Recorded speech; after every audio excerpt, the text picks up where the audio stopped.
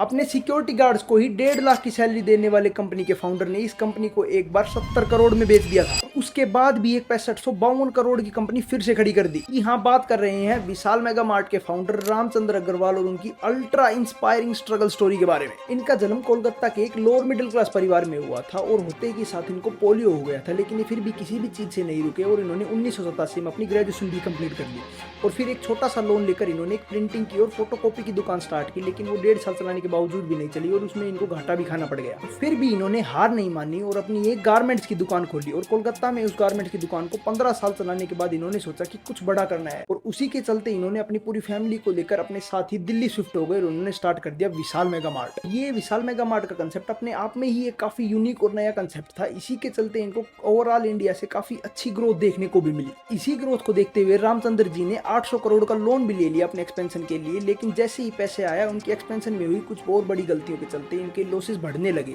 और फिर ये अपने इस एक्सपेंशन के चक्कर में खुद ही एक डेट ट्रैप में फंस गए और इसी मजबूरी के चलते इनको अपनी विशाल मेगा मार्ट को मात्र 70 करोड़ में बेचना पड़ा। और इन्होंने फिर भी हार नहीं मानी और 2011 में एक V2 रिटेल नाम की एक और रिटेल चेन स्टार्ट कर दी और जहां पे इन्होंने अपनी सारी पुरानी गलतियों को सुधारा और आज उस रिटेल चेन को 6552 करोड़ की वैल्यूएशन पर ले जाकर खड़ा कर दिया है। बाकी आपको इनकी स्टोरी कैसी लगी हमें कमेंट करके जरूर बताइए और अगर आपको ऐसी ही जानकारी अच्छी लगती है तो make sure you follow startup pro.